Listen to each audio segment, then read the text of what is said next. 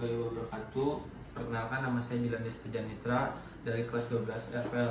Saya di sini ingin menjelaskan pekerjaan saya sehari-hari saat sedang PKL. Pertama-tama kita dibuatkan aplikasi yang bernama RISE oleh perusahaan kita. Lalu di sini ada registrasi. Nah, sebelum masuk kita ke dalam isi aplikasi ini, kita pertama dibuatkan grup oleh admin support di perusahaan kita. Dia akan mengirimi link yang berupa data-data nasabah.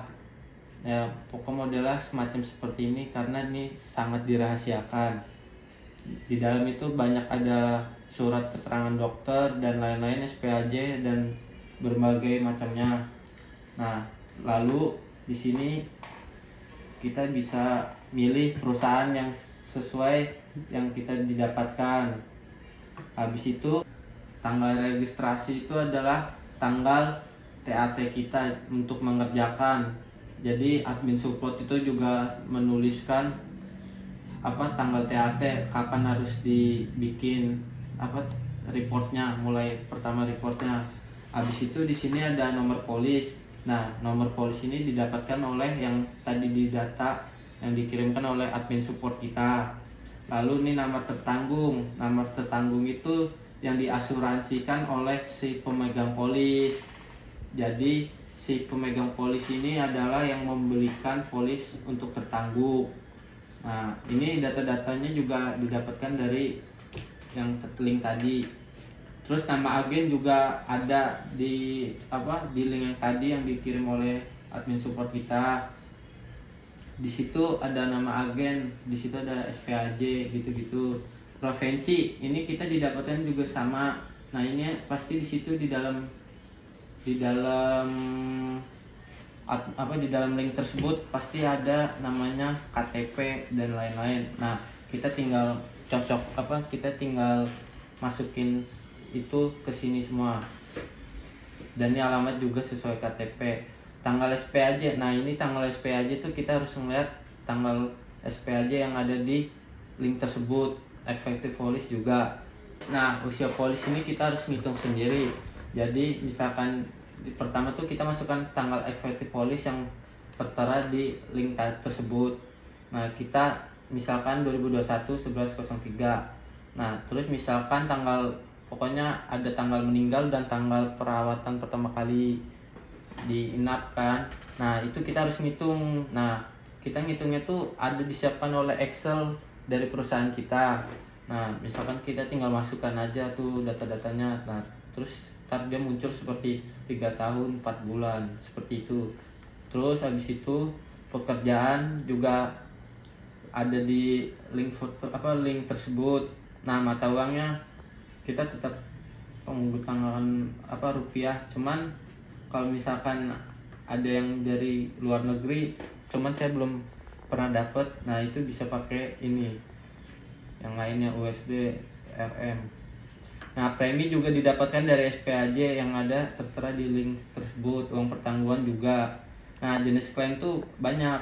Dia ada meninggal dunia, penyakit kritis, rawat inap, cacat total dan tetap, waiver, klaim dan lain-lainnya. Terus tanggal meninggal tuh khusus untuk meninggal dunia, dan tanggal meninggal misalkan sesuai tertera pada link tersebut. Misalkan dia meninggal baru November tanggal 18 kemarin.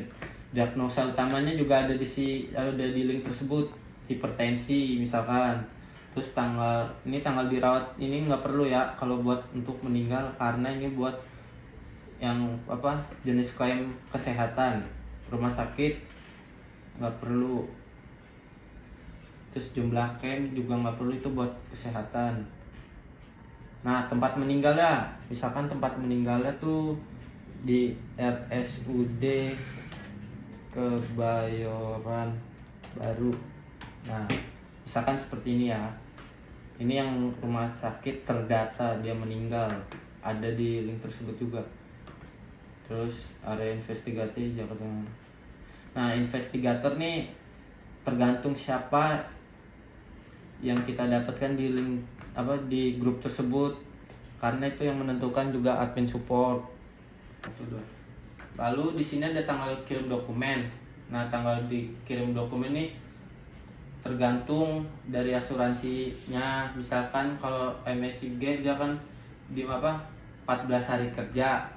Kalau misalkan Allianz dia tuh 14 hari kerja kalender. Jadi tergantung asuransinya yang kita dapatkan itu apa di dalam grup tersebut. Misalkan tanggal kirimnya hari ini. Oke. Terus pengaju klaim juga ada di link tersebut. Kita bisa melihat di situ. Pokoknya di dalam link tersebut tuh banyak sekali data-data nasabah. Kronologi singkat misalkan misalkan kita bisa lihat di surat keterangan dokter biasanya di situ ada dijabarkan kenapa pasien bisa meninggal karena apa atau penyakit apa, bisa di situ. Metode investigasi.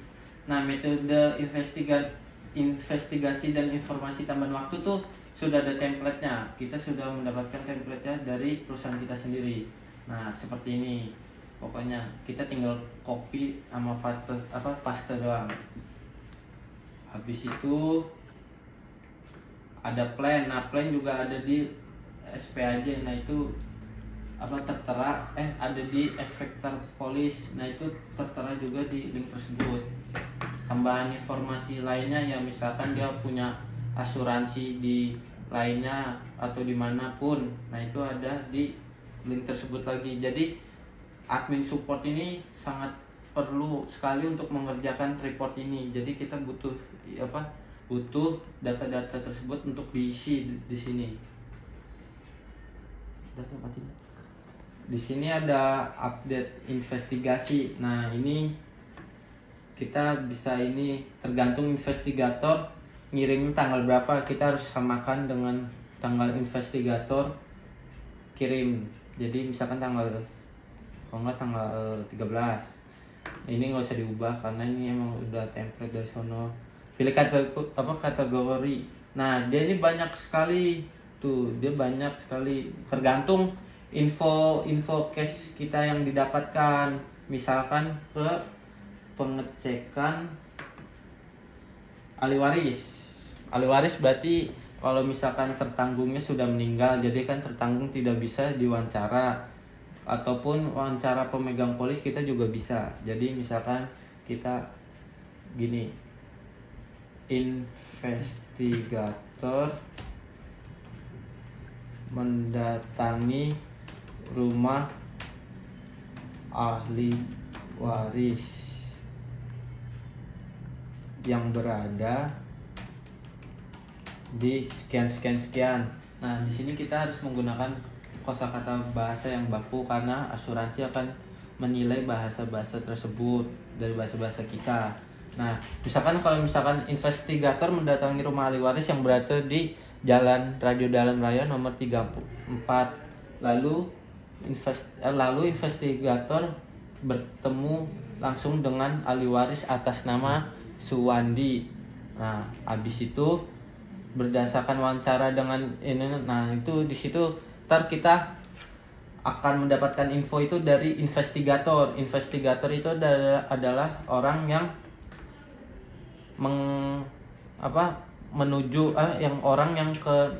menuju rumah, mengunjungi fasilitas kesehatan lainnya. Misalkan dia tuh kayak ke rumah sakit RSUD Kebayoran Baru. Nah, itu dia akan ngecek di situ itu dia punya riwayat penyakit apa aja, misal sebelum polis diterbitkan apa sesudah polis diterbitkan.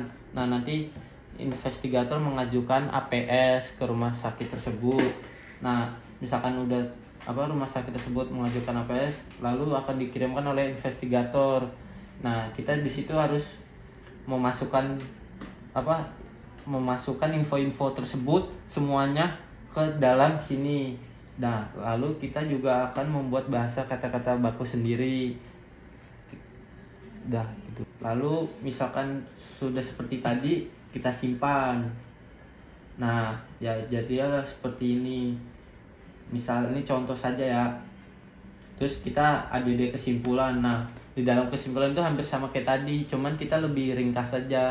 Kenapa ini, pokoknya seperti itu. Lalu misalkan ada temuan. Nah, temuan ini kalau yang punya penyakit material, misalkan hipertensi itu termasuk material. Nah kita harus masukkan ke temuan kasus ini, kita masukkan gitu. Lalu ada rekomendasi. Nah di sini nih kalau misalkan dia tuh ada temuan agennya bermasalah, itu sudah ada kata bakunya sendiri, kita tinggal pencet doang. Nah lalu kita buat juga rekomendasi diri sendiri. Nah itu kita harus mengetik sesuai apa yang laporan tadi. Nah sebelum lanjut, di dalam itu ada foto seperti ini. Nah kita harus memasukkan foto. Pasti investigator akan mengasih foto-foto, misalkan rumah nasabah, terus foto nasabah lagi memegang apa atau mengisi surat pertanyaan apa, mengisi apa seperti itu. Nah, habis itu kan udah diupload, ntar dia pasti bakal muncul di sini. Nah, terus di situ ada namanya foto juga yang kayak surat keterangan. Keterangan itu kita masukinnya berbeda dengan yang tadi, karena di sini pasti ntar menjadi kecil. Maka digunakan ada namanya lampiran, kita taruh di lampiran. Nah, habis itu kita general report akhir dulu sebelum dikirimkan ke admin support lagi. Kita jadi berhubungan dengan admin support. Nah, ya contohnya seperti inilah. Sebenarnya ini kan baru cuma 9, sebenarnya kalau ada itu ya ini kalau wawancara sepertinya banyak sekali, bisa sampai 50 atau apa. Nah, itu kerjaan sehari-hari saya bisa memegang kayak gini nih, bisa 10 atau 5. Sekian, terima kasih.